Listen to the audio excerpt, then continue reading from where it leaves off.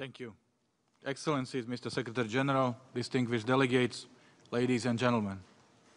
I'll start my statement today by strongly condemning the terror attacks which took place in Mogadishu over the weekend. I want to express my deepest condolences to the people and government of Somalia. We stand in solidarity with you. I'm outraged by the loss of so many innocent lives. These horrific incidents further highlight the need for urgent action to prevent and counter all forms of terrorism, including by tackling the root causes. I want to thank the Office of the Special Advisor on Africa for its role in organizing what has now become an important annual event. I also want to thank the various speakers and participants who have traveled to be with us this week. I'm very glad to address you as we open the 7th Africa Week.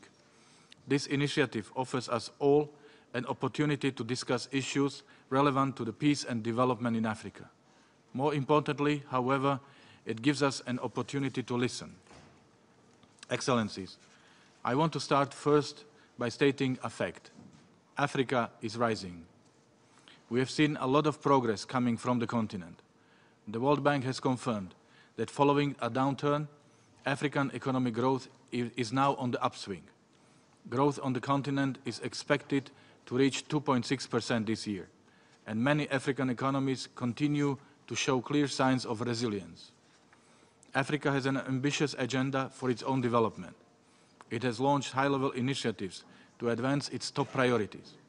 Among them are plans to accelerate industrialization, infrastructure investment, economic integration, and agricultural innovation.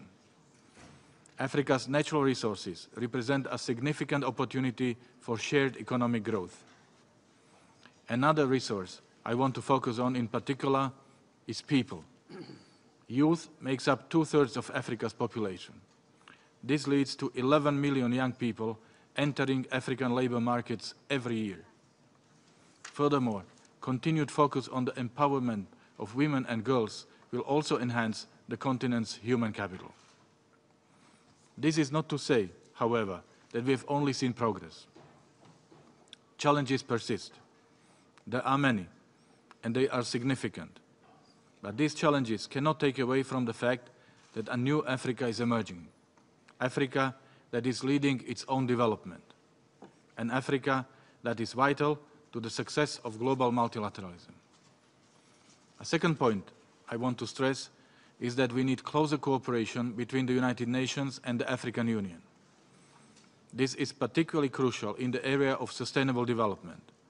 Through the Agenda 2063, Africa decided on the future it wants. Similarly, the 2030 Agenda outlines the future we all want for the planet and the people living on it. Both agendas are interlinked. They must be implemented in complementarity. This means better and more regular engagement between the United Nations and the African Union. And this applies at all stages, including planning, implementation, financing, and review. Additionally, both agendas must be nationally owned and nationally driven. This means that we also need to explore how we can strengthen international and regional support to African states as they align their national strategies to both of these important frameworks. A third point, however, is that our need for cooperation and partnerships does not only apply to sustainable development. Rather, this need is present across all the work that both the African Union and the United Nations do on a daily basis.